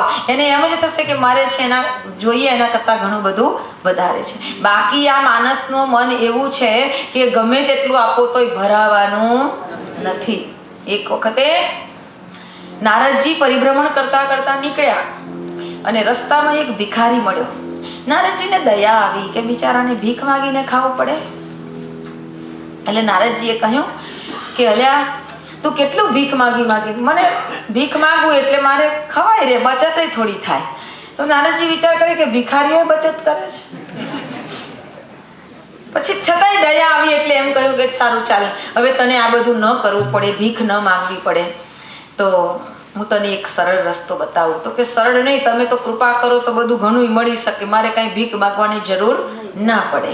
તો કે સારું ચાલ, હું તને ચિઠ્ઠી લખી આપું છું, કુબેરના ભંડારમાં જજે, કુબેર તને તારું પાત્ર સોનાથી ભરી દેશે. તારું આ પાત્ર, ભિક્ષા પાત્ર છે, સોનાથી ભરી દેશે. તારે આ જીવન પૂરું થઈ જશે, જરૂર પડશે નહીં. તો કે સારું. ચિઠ્ઠી લખી આપી નારદજીએ. કુબેર દાદા પાસે ગયો ભિખારી. કુબેરજીના દરવાજા ઉપર દરવાને એને રોક્યો કે ભાઈ ક્યાં જાય છે, અહીંયા શું કામ આવ્યો, આવો લગર વગર. કુબેરના નગરમાં તો કોઈ ભિખારી હોય નહીં, તું ક્યાંથી ભૂલો પડ્યો? તો કે મને તો નારદજીએ ચિઠ્ઠી આપી છે. કુબેરનાથને ચિઠ્ઠી બતાવવામાં આવી. કુબેરજીએ ચિઠ્ઠી વાંચી એટલે કુબેરજીએ પોતાના ખજાનચીને બોલાવ્યો ને કહ્યું કે પહેલા નંબરનો ખજાનો ખોલી અને આ ભિખારીના ભિક્ષા પાત્રને ભરી આપો. તો કે સારું. પહેલા નંબરનો ખજાનો ખોલ્યો. ભિક્ષા પાત્રમાં પેલાએ સુવર્ણ મુદ્રાઓ ભરવાની શરૂઆત કરી. આખો ખજાનો ખાલી થઈ ગયો પણ પેલાનું પાત્ર ભરાયું નહીં. પેલો ખજાનચી ભગવાન પાસે ગયો, કુબેર દાદા પાસે ગયો અને કહેવા માંડ્યો કે પ્રભુ, પહેલા નંબરનો ખજાનો ખાલી થઈ ગયો, હજી ભિક્ષા પાત્ર ભરાયું નથી. તો કે બીજો ખોલીને ભરી દે. બીજો ખોલ્યો, બીજો ભરવા માંડ્યો, બીજોય ખાલી થઈ ગયો. ત્રીજો ખોલ્યો, ત્રીજોય ખાલી થઈ ગયો. ચોથો, પાંચમો, છઠ્ઠો, સાતમો, સાત ખજાના ખોલ્યા અને સાતે ખજાના ખાલી થઈ ગયા તો એ ભિક્ષા પાત્ર ભરાયું. કુબેર વિચાર કરવા માંડ્યા કે આનું ભિક્ષા પાત્ર એવું તો કેવું કે 7 ખજાના ખાલી થઈ ગયા, બાકી કુબેરના કોઈ દિવસ ભંડાર ખાલી થાય નહીં. અને આ ખાલી થઈ ગયા, એનો ભિક્ષા પાત્ર ન ભરાય, બોલાવે એને મારી પાસે, મારી સામે હાજર કર. એને બોલાવવામાં આવ્યો, એની સામે હાજર કર્યો કે લાવો તારું ભિક્ષા પાત્ર બતાવ. આટલું બધું ખજાના ખાલી થઈ ગયા તોય ન ભરાયું. કુબેરજીએ ભિક્ષા પાત્ર લઈને જોયું ને તો એ ભિક્ષા પાત્ર માણસની ખોપરીનું હતું. ભરાય કોઈ દિવસ? માણસની ખોપરીનું ભિક્ષા પાત્ર હતું, એ કદી ભરાય નહીં. આ માણસ ક્યારેય ધરાતો જ નથી. મહાલક્ષ્મીને પ્રાર્થના કરીએ કે માં, અમારા જીવનમાં આવો ને તો સંતોષકારક લક્ષ્મી બનીને આવજો. સંતોષકારક, આપણને સંતોષ થઈ જાય, આપણને તૃપ્તિ થઈ જાય, આપણને આનંદ મળે એવી લક્ષ્મી જોઈએ. એવી લક્ષ્મી જોઈએ. અને એટલે માં લક્ષ્મીનું આવાહન, બીજું આચમન કરીએ ત્યારે આપણા અંતઃકરણમાં વૈભવ મળી જાય. બહારનો વૈભવ નહીં, અંતરના વૈભવને વિકસિત કરી દે એ માટે મહાલક્ષ્મીનું આવાહન. અને ત્રીજું આચમન કરીએ ત્યારે માં કાલીનું સ્મરણ કરજો. મહાકાલી, કાલી એટલે કલ્યાણકારી શક્તિ, શિવ એટલે કલ્યાણ અને કાલી એટલે કલ્યાણી. કલ્યાણકારી શક્તિ, હે પ્રભુ, જીવનમાં મને ઘણું બધું મળ્યું પરંતુ એના થકી હું કોઈ કલ્યાણકારી કામ ન કરું તો મારા જેવું કોઈ દુષ્ટ ન કહેવાય. માટે માં તમે કલ્યાણ કરજો, મારી અંદર કલ્યાણકારી શક્તિ ભરજો. ત્રીજા આચમનની સાથે મારા ભીતરમાં કલ્યાણકારી ચેતનાને જગાડજો. હું આ સંસારના કલ્યાણ કરી શકું, મારાથી શક્ય બની શકે એટલા કલ્યાણકારી કાર્યો હું કરી શકું. આ હાથથી જેટલા શુભ કર્મ થઈ શકે એટલા કરી શકું એવી મારા ભીતરમાં ભાવના ભરજો.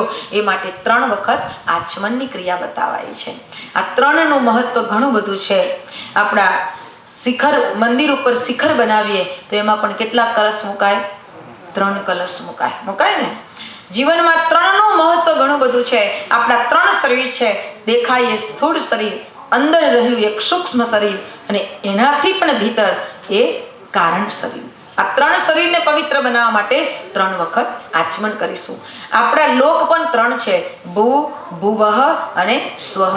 પૃથ્વી, પાતાળ અને સ્વર્ગ. આ 3 લોકની અંદર જે શ્રેષ્ઠ તત્વ છે એને પ્રાપ્ત કરવા માટે 3 વખત આચમન કરીશું. આવો જમણા હાથમાં 1 ચમચી જલ લઈ લઈએ. મંત્ર બોલાય, અભિમંત્રિત થયેલું જલ સ્વાહાની સાથે આપણે પી જઈશું. આચમનમાં ઓમ અમૃતોપસ્તરણમસી સ્વાહા. પી જાઓ. બીજી વાર લઈ લેજો.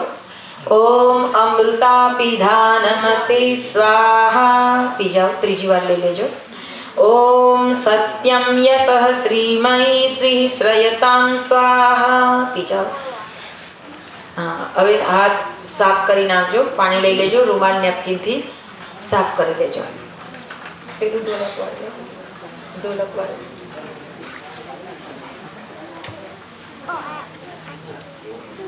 હા, આવો.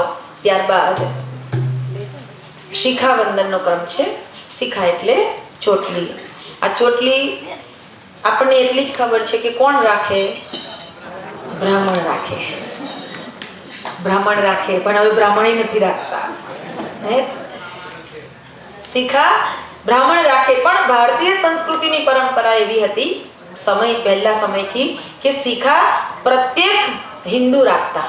પ્રત્યેક હિન્દુના માથે શિખા. અમારા સમાજમાં અમારા વડીલોના માથે શિખા હતી. શિખા રાખવામાં આવતી હતી. શિખા અહીંયા જે ઋષિ મુનિઓએ આપણને વિધાન બતાવ્યું છે કે અહીંયા શિખાનું સ્થાન છે. શું કામ? સમજી લો કે આપણા શરીરની જે ભગવાને રચના કરી છે એમાં અહીંયા આપણું મસ્તક સૌથી ઉપરનું સ્થાન એટલે માથું. આ શરીરનો હાથ કે પગ ન હોય તો પણ એ વ્યક્તિ ઓળખાય. શેનાથી ઓળખાય? આ મોઢાથી ઓળખાય ને. આ માથું, આનાથી ઓળખાઈ જાય માણસ. પણ આખું ધડ હોય ને માથું ના હોય તો ઓળખવાનું થોડું કઠિન પડે. કદાચ કોઈ એવી નિશાની છૂટી ગઈ હોય તો આપણે તે પણ અંદાજે કહી શકીએ કે આ વ્યક્તિ હશે. પણ સરળતાથી ઓળખી શકાય એવું હોય તો આપણું માથું એટલે શરીરના સૌથી ઉપરના ભાગમાં, અને એમાં પણ સૌથી ટોચનો ભાગ છે ત્યાં આપણી શિખા હોય. શિખા એ ધર્મ ધજા છે. મંદિર ઉપર જેમ ધજા ફરકાવવામાં આવે, ઘણા લોકો મંદિરે ન જઈ શકે ને એ લોકો દૂરથી ધજાના દર્શન કરતા. ઘણા લોકો ગામમાં મંદિર હોય અને દૂર રહેતા હોય, ચાલી ન જઈ શકાતું હોય તો પોતાના ફળિયામાં બહાર નીકળીને પણ એ ધજાના દર્શન કરતા. ધજાના દર્શન કરે એટલે એને ભગવાનના દર્શન કર્યાનું પુણ્ય મળે. એમ શરીરરૂપી મંદિરમાં આત્મારૂપી પરમાત્મા બિરાજમાન છે. આ મંદિરની ઉપર પણ ધજા ફરકવી જોઈએ. એટલે શિખા રાખવાનું એક વિધાન હતું. અહીંયા આપણું સહસ્ત્રાર ચક્ર આવેલું છે, જે ષષ્ઠ ચક્ર છે. મૂલાધારથી લઈ મૂલાધાર, સ્વાધિષ્ઠાન, મણિપુર, અનાહદ, વિશુદ્ધ, આજ્ઞા અને સહસ્ત્રાર. આ સહસ્ત્રાર ચક્રની અંદર એનું જે કામ છે એ આ બ્રહ્માંડની અંદરથી શ્રેષ્ઠ શક્તિઓને ખેંચી અને આ શરીરને પોષણ આપવાનું કામ કરે છે. સહસ્ત્રાર ચક્ર. તિષ્ઠ દેવી શિખા મધ્યે તેજો વૃદ્ધિમ પુરુષમે. આ શિખાના સ્થાનેથી બ્રહ્માંડની શ્રેષ્ઠ શક્તિઓ આવાહન કરું છું અને મારા હૃદય અંતઃકરણમાં બિરાજમાન થાવ. પરંતુ આ સ્થાન પવિત્ર બનાવીએ ત્યારે આપણને તેનો લાભ મળે. આ બ્રહ્માંડની અંદર શ્રેષ્ઠ શક્તિઓ પણ છે અને દુષ્ટ શક્તિઓ પણ છે. સારા વિચારો પણ છે અને ખરાબ વિચારો પણ છે. સવાલ એટલો છે કે તમે આ સ્થાનને કેવું બનાવો છો. સીધી સાદી ભાષામાં કહીએ તો આ આપણું એન્ટેના છે. આ એન્ટેના છે. શરીર ક્રિયા કરે એ ટીવી છે. આ એન્ટેનાને તમે કઈ ચેનલથી સેટ કરો છો એના ઉપર આધાર છે. આ બ્રહ્માંડમાં રામની પણ ચેનલ છે, કૃષ્ણની ચેનલ છે, અનેક મહાન સમર્થ સત્તાઓની પણ ચેનલ છે, સંતોની, ઋષિઓની, ભક્તોની, એમની પણ ચેનલ છે. અને શાહરૂખ ખાન, સલમાન ખાન, શ્રીદેવી, કાજોલ, જે કાંઈ તમે હોય એ મને તો બહુ ખબર નથી, એ બધાની પણ ચેનલો છે. સવાલ એટલો છે કે તમે આ એન્ટેના કઈ ચેનલ સાથે સેટ કરો છો. જેની સાથે સેટ થઈ જાય એવી ક્રિયા પછી શરીરથી ચાલુ થાય. આ સ્થાન શ્રેષ્ઠ શક્તિઓની સાથે સેટ કરવા માટે આ શિખાવંદનની વિધિ બતાવવામાં આવી છે. આવો આપણા સ્થાનમાં શ્રેષ્ઠ દિવ્ય તત્વનું આપણે આવાહન કરીશું. સરળ ભાષામાં એક કહેવત એવી કહેવામાં આવી છે કે જેની ચોટલી ટાઈટ એના બધા કામ રાઈટ. જેની ચોટલી ટાઈટ એના બધા કામ રાઈટ. એટલે ચોટલી ટાઈટ રાખવાની. નારદ મુનિ જેવી. નારદ મુનિની એન્ટેના જોઈ છે? બિલકુલ આમ ટોચ ઉપર, એટલે બધું પકડાઈ જાય, તરત સીધું પકડાઈ જાય, હે. તો આવો આ સ્થાનેથી બ્રહ્માંડની બ્રહ્મ શક્તિઓને આપણે આવાહિત કરીએ છીએ વેદ મંત્રો દ્વારા. ડાબા હાથમાં એક ચમચી જલ લઈ લો, જમણા હાથની 5 આંગળી ઓળી દો અને શિખા મૂળ સ્થાનને સ્પર્શ કરી રાખો. ભાવના કરજો બ્રહ્માંડની બ્રહ્મ શક્તિઓ આ સ્થાનેથી મારા અંતઃકરણમાં પ્રવેશ કરે છે. શિખા વંદનમ. ઓમ ચિત્રૂપિણે મહામાયે દિવ્ય તેજ સમન્વિતે તિષ્ઠ દેવી શિખા મધ્યે તેજો વૃદ્ધિમ કુરુષ્વ મે. તેજો વૃદ્ધિમ કુરુષ્વ મે. બાકીનો જલ નીચે છોડી દઈશું, હાથ લૂછી નાખીશું. ત્યારબાદ પ્રાણાયામનો ક્રમ છે. પ્રાણ તત્વને આપના ભીતરમાં વધારે ભરી અને પ્રાણવાન બનવા માટે પ્રાણાયામ છે. આસન ક્રિયા કરવાથી શરીરના અંગોની અંદર સ્વસ્થતા આવે. પ્રાણાયામ કરવાથી આપણું પ્રાણ બળ વધે, આપણે પ્રાણવાન બનીએ. લાંબો ઊંડો શ્વાસ લેવાનો, થોડી વાર રોકવાનો, ધીમે ધીમે શ્વાસ બહાર કાઢવાનો, થોડી વાર વગર શ્વાસે બેસવાનો. આપણે કરવા બેઠા છે યજ્ઞ, અને અહીંયા ગુરુદેવે યોગની ક્રિયા પણ જોડી. શું કામ? કારણ યજ્ઞની જે ઉર્જા ઉત્પન્ન થશે એ ઉર્જા શરીરની એક એક નસ નાલિકાની અંદર પ્રવેશ કરી શકે, રક્તના બુંદ બુંદમાં આ ઉર્જા પહોંચી શકે. એટલે આપણી નાડીઓને શુદ્ધ કરવા માટે આપણે આ પ્રાણાયામની ક્રિયા કરીશું. બીજી વાત એ બતાવવામાં આવી કે આજે એક સિમ્પલી પ્રાણાયામ આપણે કરીએ છીએ. લાંબો શ્વાસ લેવો, થોડી વાર રોકવો, ધીમે ધીમે શ્વાસ બહાર કાઢવો, થોડી વાર વગર શ્વાસે બેસવું. આ 4 સ્ટેપનું પ્રાણાયામ છે. પણ આ પ્રાણાયામ સરળ પ્રાણાયામ છે. એને તમે નિયમિત 10 વખત જો કરવા માંડશો તો તમારા ફેફસા બરાબર સ્વસ્થ બનવા લાગશે. અહીંયા આ દેશમાં વધારે મેં જોયું છે કે બધાને દમનો રોગ વધારે થાય છે, એટલે કે શ્વાસ લેવાની થોડી તકલીફ મને વધારે દેખાય છે, એટલે હું કહું છું. તો એ તકલીફ નહીં થાય જો નિયમિત આ 10 વખતે આપણે લાંબા ઊંડા શ્વાસ લઈએ, થોડી વાર રોકીએ, ધીમે ધીમે શ્વાસ બહાર કાઢીએ, થોડી વાર વગર શ્વાસે બેસીએ, તો અવશ્ય સવારના ઠંડા પોરના સમયમાં આપણે જરાક આપણી બારી ખોલી અને ત્યાં નજીકમાં બેસીને આ પ્રાણાયામ કરીશું તો અવશ્ય આપણને આપણા અંતઃકરણમાં, આપણા ભીતરમાં દિવ્ય પ્રાણ ચેતનાનો સંચાર થશે. સાથે આપણા ફેફસા પ્રાણ ભરવાને કારણે ફૂલશે. જેવી રીતે આપણા ઘરમાં થોડા સમય થઈ જાય ને જો જાડા ન પાડો તો ચારે બાજુ પછી કુદરતી તોરણો લટકવા માંડે, સજાવટ ન કરવી પડે, ચાલુ થઈ જાય, બરાબર ને? એવી જ રીતે જો લાંબા ઊંડા શ્વાસ લેવામાં નહીં આવે તો આપણા ફેફસાની અંદર પણ જ્યાં ત્યાં જાડા જામી જશે. એ જગ્યા ઉપર પ્રાણ પહોંચી નહીં શકે. એ જગ્યા ઉપર પ્રાણ પહોંચી ન શકવાને કારણે અનેક પ્રકારના રોગના આપણે દર્દી બનીએ છીએ. દર્દી ક્યાંના બનીએ અને દવા શું કરીએ? રોગ પકડાય નહીં અને એના કારણે ઘણી આખી પછી લાઈફ આપણે બધું રોગોથી, દવાઓથી જીવન ગાળવું પડે. એવું ન થાય. સ્વસ્થ રહેવા માટે, વ્યક્તિ સ્વસ્થ રહે, પ્રાણવાન બને, એટલા માટે ગુરુદેવે પ્રાણાયામની ક્રિયા આની સાથે જોડી છે. તો આવો આ ક્રિયા આપણે બધાએ કરવાની છે. આજુબાજુ બેઠેલા બધાએ તમામે, બરાબર? કમર સીધી કરીને બેસો. પહેલામાં પહેલી વાત તો એ યાદ રાખવાની આપણે કે કમર સીધી રાખીને બેસીએ. કરોડરજ્જુ આપણી સીધી હોવી જોઈએ કે જેથી કરીને બેન વળી આપણી જે પેલી પાઇપ હોય પાણી છાંટવાની આમ વળી જાય તો પાણી આવે ન આવે. એમ આ કરોડરજ્જુ એ બધી જગ્યાએ એના દોરડા જોઈન્ટ કરેલા છે, આખા શરીરના બધા અંગોના, એમાંથી બધા વાયર નીકળેલા છે. એમાં જો તમે બેન્ડ થઈને બેસો એટલે બધી જગ્યાએ પ્રાણ પહોંચે નહીં અને એના કારણે શરીરની અંદર ઘણો બધો તકલીફ ઊભી થાય. તો આ ન થાય એટલા માટે પહેલામાં પહેલી વાત કે કરોડરજ્જુ સીધી રાખીને બેસતા શીખીએ, આપણે ટેવ પાડીએ, એવું અભ્યાસ કરવાનો પ્રયત્ન કરીએ તો પણ આપણા શરીરમાં પૂરેપૂરો પ્રાણ બધે પહોંચી શકે. આવો કમર સીધી, બંને હાથ ખોડામાં, ડાબો નીચે, જમણો ઉપર, બંને અંગૂઠા ટચ. લાંબો શ્વાસ લેજો, થોડી વાર રોકજો, ધીમે ધીમે શ્વાસ બહાર કાઢજો, થોડી વાર વગર શ્વાસે આંખો બંધ. પ્રાણાયામની ક્રિયા સમયે આંખો હંમેશા બંધ રાખીએ. મનોમન ભાવના પણ કરજો કે આ સંસારમાં રહેલી દિવ્ય પ્રાણ શક્તિને મારી અંદર હું ધારણ કરું છું. અહીંયાથી મંત્ર બોલાશે. ઓમ ભૂ ઓમ ભુવ ઓમ સ્વાહા ઓમ મહા ઓમ જમ ઓમ તત્સવિત ઓમ તપઃ ઓમ સત્યમ ઓમ તત્સવિતુર્વરેણ્યં ભર્ગો દેવસ્ય ધીમહિ ધિયો યો નઃ પ્રચોદયાત. ઓમ આપો જ્યોતિરસોમૃતમ ભૂર્ભુવસ્વઃ.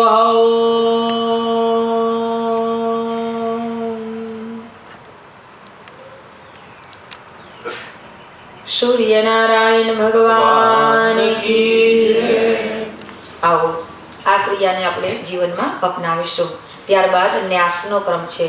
ન્યાસ એટલે શરીરના બધા અંગોને પવિત્ર બનાવવા.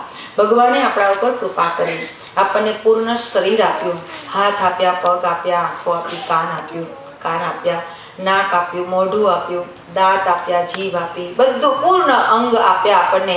આપણે કેટલા સારા લાગીએ છીએ. એમાંથી એકાદ અંગ ભગવાને ન આપ્યું હોત તો આપણને કેવી તકલીફ પડત ને? ભગવાનને પ્રાર્થના કરીએ કે પ્રભુ આપે કૃપા કરી અને મને પૂર્ણ શરીર આપ્યું, બધા અંગો આપ્યા. હવે આ અંગો ભગવાને આપ્યા, ભગવાને આપણા ઉપર ઉપકાર કર્યો, હવે આપણે ભગવાન ઉપર ઉપકાર કરવાનો છે. તો આપણને કદાચ વિચાર આવે કે આપણે શું ભગવાન ઉપર ઉપકાર કરી શકીએ, એવો થાય વિચાર, પણ ચોક્કસ કરી શકીએ. ભગવાને બનાવેલી આ દુનિયામાં ભગવાને આપેલા આ શરીરના અંગો દ્વારા સત્કર્મ કરવા એ ભગવાન ઉપર કરેલો ઉપકાર છે. ભગવાન ઉપર કરેલો ઉપકાર છે. ભગવાને આપણને મોઢું આપ્યું. મોઢું બે કામ કરે છે, બોલવાનું અને ખાવા પીવાનું. પરમ પૂજ્ય ગુરુદેવ કહે કે બેટા, ન્યાસના કર્મની સાથે વ્યક્તિને એ સમજવાની જરૂર છે કે ભગવાને જે અંગો આપ્યા છે એ અંગોની જે શક્તિ છે એને હું સંયમિતતાથી ઉપયોગ કરીશ, એને મર્યાદાપૂર્વક ઉપયોગ કરીશ, ભાવે તે રીતે તેનો ઉપયોગ કરીશ નહીં. મોઢું બે કામ કરે, બોલવાનું અને ખાવા પીવાનું, આ બંનેમાં સંયમ આવવો જોઈએ. બોલવામાં પણ સંયમ અને ખાવા પીવામાં પણ સંયમ. એ બેનો સંયમ આવી જાય તો જીવનમાં બધું જ સુલભ થઈ જાય. પણ મનુષ્યના જીવનમાં આ બે ઉપર સંયમ નથી એટલે તકલીફ થાય. તમે જુઓ કે નથી બોલવામાં અને નથી ખાવા પીવામાં. આ બેની ઉપર સંયમ આવવો જોઈએ. ન ખાવાનું આજે ખાવા લાગ્યા લોકો. આમ તો બધાને ખબર છે કે અમુક વસ્તુ જ ખવાય, અમુક વસ્તુ ન ખવાય. બજારમાં જાય, મોલમાં જાય કે વોલમાર્ટમાં જાય, કોઈ પણ સ્ટોરમાં જાય તો કોઈ વસ્તુ લેવી હોય ને તો આમ એને લીધા પછી બધું વાંચશે કે આ કેવી છે, એમાં શું શું છે, એ આપણા માટે કેટલું હેલ્ધી છે, આ બધું જોશે. આ બધું જોઈ જોઈને લાંબાવાળો માણસ જ્યારે ખાવાને પીવા બેસે ને ત્યારે ભૂલી જાય છે કે આ કેવું વસ્તુ છે, મારાથી ખવાય કે ન ખવાય, આ પીવાય કે ન પીવાય. ન પીવાય ને એવી વસ્તુ પીવા માંડ્યા ને દુનિયાના લોકો. ન ખાવાનું ખાવા લાગ્યા. તમને અહીંયા બધાને એવું છે કે આટલું બધું છૂટથી મળતું હોય તો પીવામાં શું વાંધો, પીવાય, કાંઈ ન થાય. અત્યારે અમુક લોકો તો એવું કે એટલા માટે તો બનાવ્યું છે.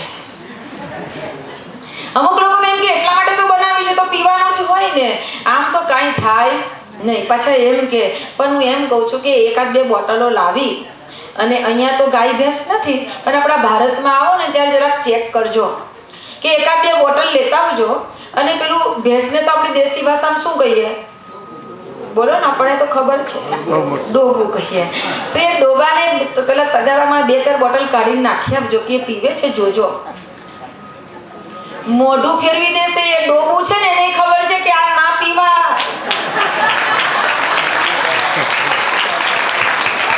આ પીવા જેવું નથી.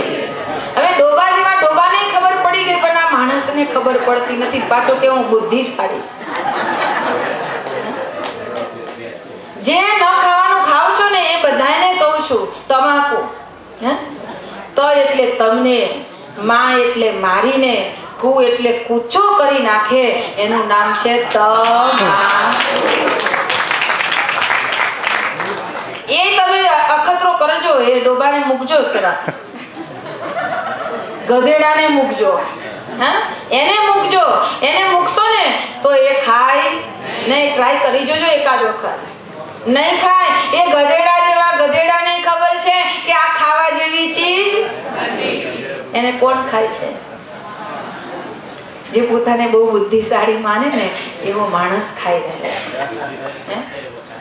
ન ખાવાનું ખાઈ રહ્યો છે.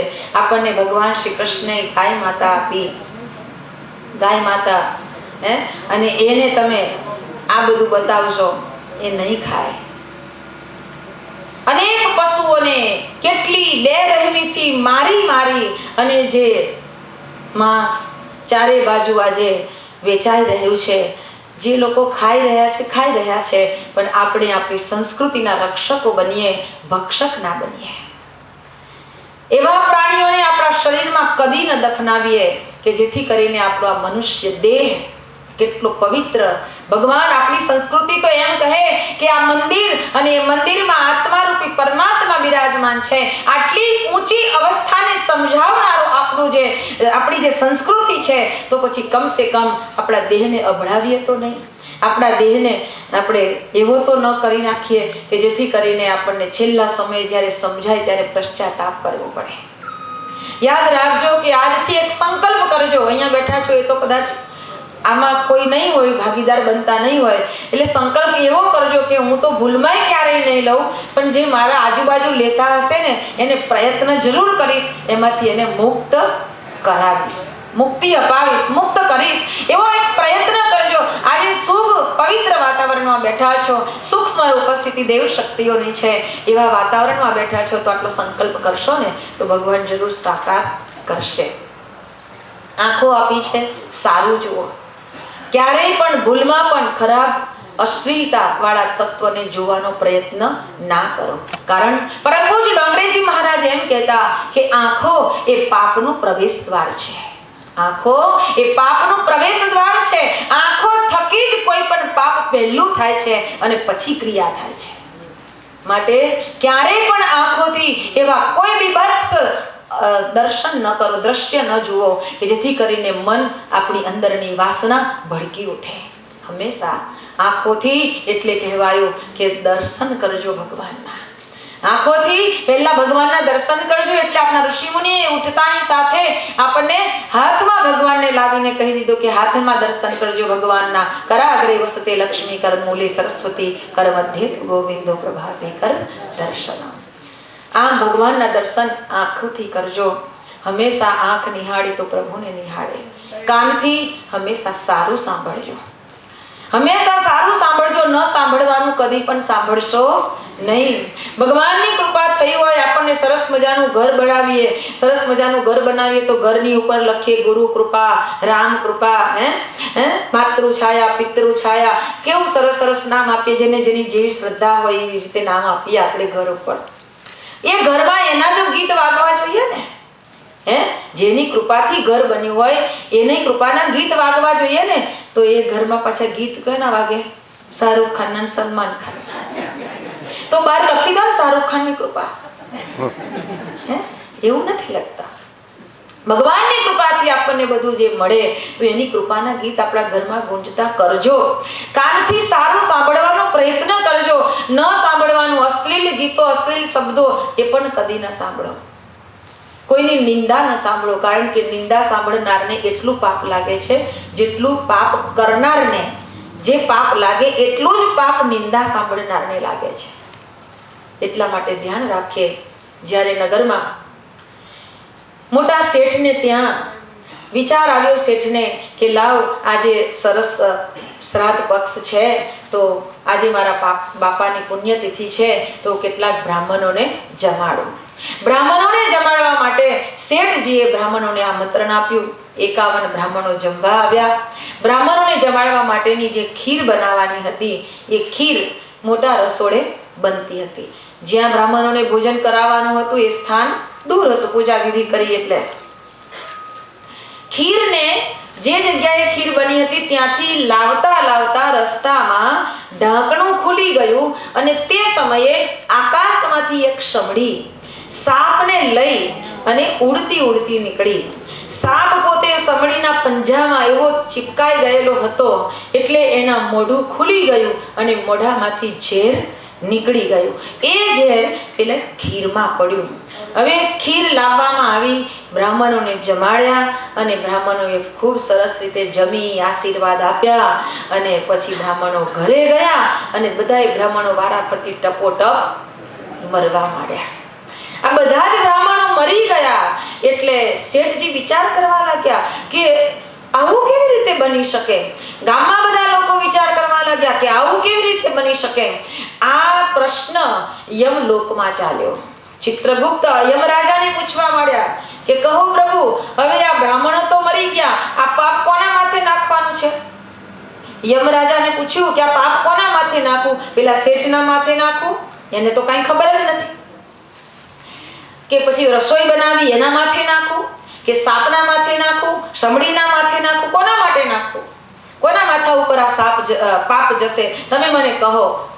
ત્યારે આ ચર્ચા ચાલતી હતી ત્યારે યમરાજાએ મૃત્યુલોકમાં નિરીક્ષણ કર્યું કે આ પાપ કોને ફાળે જાય. મૃત્યુલોકમાં નિરીક્ષણ કરતા યમરાજાએ જોયું કે ભોજન કરાવનાર શેઠને આ બ્રાહ્મણો મરવાથી કોઈ આનંદ થયો નથી. એને તો દુઃખ થયું છે કે અરે રે આ કેવું થયું. ગામમાં એવી ચર્ચાઓ ચાલવા લાગી કે આવું કેમ થઈ શકે. ઘણા લોકો એમ કહેવા માંડ્યા કે કાંઈ નહીં, આ બ્રાહ્મણોએ છે ને શેઠનું કાંઈ ને કાંઈ ઉધાર લીધું હશે, એટલે શેઠને પાછું આપતા નહીં હોય, એટલે શેઠે આ બદલો વાળ્યો. આમ ગામના કેટલાય લોકોએ આવી ચર્ચા ચલાવી અને ખુશ થવા માંડ્યા કે હવે શેઠની ઉપર ઘણું મોટું બ્રહ્મ હત્યાનું પાપ લાગશે, શેઠની ઉપર બ્રહ્મ હત્યાનું પાપ લાગશે. બહુ મોટો થઈને ફરતો હતો ને, હવે એની બરાબર થશે. આમ ખુશ થતા થતા જેટલા લોકોએ નિંદા કરી એ બધાયના ઉપર બ્રાહ્મણ મર્યા એનું પાપ વેચાયું. યાદ રાખજો. એટલે ક્યારેય જાણ્યા કે સમજ્યા વિના આપની જાતે કોઈનું પણ અનુમાન કરી અને ક્યારેય પણ કોઈ વાતો સાંભળવી નહીં અને કરવી પણ નહીં. ધ્યાન રાખજો કે આપણા માથે ન જોઈતું પાપ આપણે એટલે તો કહ્યું છે ને કે નિંદા કરે ને એટલે બીજાનું પાપ એના માથે જાય. નિંદા કરનારને એનું પાપ નડે ને નડે, કરનારને નડે ને સાંભળનારને પણ નડે. એટલે ક્યાંય કોઈની નિંદા કરે તો હવલો પુરાવાય ઊભા રહેવાનું નહીં, ખસી જવાનું. ભાઈ અમને આમાં કાંઈ ખબર નથી, એ ચર્ચાને બંધ કરી દો, એ વિષય બંધ કરી દો. ક્યારેય નિંદા ન કરો. એટલે તો એમ કહેવાય કે નિંદક નિયર રાખીએ આંગન કુટીર સુહાય, બિન સાબુ બિન પાણી નિર્મલ કરે સુભાગ્ય. એટલે તો કબીર એમ કહેતા કે આપણી નિંદા કરતા હોય ને એને ક્યારેય ગાળો ન આપવી. આપણી નિંદા કરતા હોય ને, આપણને બદનામ કરવાનો પ્રયત્ન કરતા હોય ને, એને બે હાથ જોડીને વંદન કરવા ભલું થાવ તારું. કેમ ભાઈ? તારા જેવો મોટો હિતેચ્છુ કોણ હોઈ શકે? આપણા જિંદગીના ખેતરને સાફ કરવાનું કામ એ નિંદક કરે છે. આપણા ખેતરમાં નિંદામણ થઈ જાય તો આપણે મજૂર લેવા પડે. 100 રૂપિયાનો એક ચાસ આપણે એને આપવો પડે, 100 રૂપિયા આપવા પડે, ત્યારે એક ચાસનું નિંદામણ કરે તો આ નિંદકો હારા ન કહેવાય? પૈસા નહીં આપવાના, ચાય નહીં પીવડાવવાની ને આપણી જિંદગીનું ખેતર સાફ કરી આપે. કેવા સારા કહેવાય. ક્યારેય કોઈ નિંદા કરે તો ક્યારેય પણ આપણે એના પ્રત્યે દુર્ભાવના રાખવાની નહીં. એને કહેવાનું ભાઈ તું તારું કામ ચાલુ રાખ. એને કહેવાનું તું તારું કામ ચાલુ રાખ, અને એવું લાગે તો એકાદ કપ ચાય પીવડાવી દેવાની, પણ એને કામ ચાલુ રાખવા કહેવાય. આપણું સારું જ થાય. નિંદા કદી ન સાંભળો અને કરો પણ નહીં. હાથ આપ્યા છે ભગવાને, સારું પુણ્ય કર્મ કરી લેજો. કાલે ઘણા બધા ભાઈઓએ કહ્યું કે દીકરીઓના માટે અમે પણ કંઈક તમને મદદ કરી શકીશું. બહુ સારી વાત છે. કોઈ પણ કાર્ય, કોઈ પણ શુભ કાર્ય તમને યોગ્ય લાગે અવશ્ય જરૂર કરો ને કરો. અને આપના તરફથી કોઈ પણ અંશદાન જે કાંઈ મળે એ બધું જ આવા પુણ્યશાળી કાર્યમાં વપરાઈ રહ્યું છે, જેથી કરીને આપણા માથે જે કાંઈ ઋણ છે ને એ ઋણ ધીમે ધીમે ઉતરતું થાય. પગ હંમેશા આપણા માટે તો ચાલે, પણ ક્યારેક પરમાર્થ માટે પણ ચાલવા જોઈએ. આવો એવા પવિત્ર કાર્ય આપણા પૂર્ણ શરીર દ્વારા સંપન્ન થાય. આજે તમે જુઓ કે આપણી ભારત ભૂમિને છોડીને અહીંયા સુધી આવ્યા. આજે આવું પવિત્ર કાર્ય કરવા આપણે બધા અહીંયા ભેગા થાય એટલે તો પહેલા મંગલાચરણ કરા. અહીંયા આવીને પણ સતત પગ ચાલતા રહ્યા. અમારા ભાઈને જુઓ, આ બધી ટીમને જુઓ, અમારા આવેલા ભાઈઓને જુઓ, અમારા મંગળભાઈ પણ આવ્યા છે. પોતાના ગામમાં ભરોડામાં તો પોતે એટલું સરસ ગુરુદેવનું કામ કરતા હતા, અહીંયા આવીને પણ એમને આ કામને ચાલુ રાખ્યું, આ જ્યોતને જલતી રાખી છે. ગુરુદેવના એવા નિષ્ઠાવાન કર્મઠ પરિજનો એવા અહીંયા આવીને પણ એ કાર્યને સતત કરતા રહ્યા છે. મતલબ કે પ્રભુએ જે શરીર જીવન આપ્યું એ જીવન પ્રભુ માટે પણ વપરાવવું જોઈએ. એટલે પૂર્ણ શરીરને આપણે ન્યાસની ક્રિયા દ્વારા સંપૂર્ણ શરીરને પણ શુદ્ધ કરીશું, પવિત્ર કરીશું, ભાવના કરીશું કે આ તમામ અંગોમાં અને પૂર્ણ શરીરથી અમે આશ્વાસન આપીએ છીએ કે અમે સ્વાર્થ માટે નહીં પરંતુ પરમાર્થ માટે પણ તેનો પ્રયોગ કરીશું. એ ભાવ સાથે ન્યાસની ક્રિયા સંપન્ન કરીએ. ડાબા હાથમાં એક ચમચી જળ લઈ લઈશું. અહીંયા ધ્યાન આપતા જજો. જમણા હાથની 5 આંગળી બોળી દીધા પછી જે બતાવવામાં આવે, નિર્દેશ કરવામાં આવે ત્યાં લગાવીશું. પહેલા ડાબી બાજુ લગાવીશું, પછી જમણી બાજુ લગાવીશું. બરાબર છે? ન્યાસ ઓમ બાંધ મે આસેસ્તુ મુખ પર, ઓમ નશોર મે પ્રાણોસ્તુ નાસિકાના બંને છિદ્ર ઉપર, ઓમ અક્ષણોર મે ચક્ષુરસ્તુ બંને આંખો ઉપર, ઓમ કર્ણયોર મે શ્રોત્રમસ્તુ બંને કાન ઉપર, ઓમ બાહોર મે બલમસ્તુ અસ્તુ બંને ભુજા ઉપર ઓમ ઉર્વો મે ઓજો અસ્તુ બંને જંગા ઉપર ઓમ અરિષ્ટાની મેધાની તનુસ્તન્વા મે સહસંતો સમગ્ર શરીર ઉપર પૃથ્વી પૂજનમ. ધરતી માતાને પ્રાર્થના કરીએ. હે ધરતી માતા,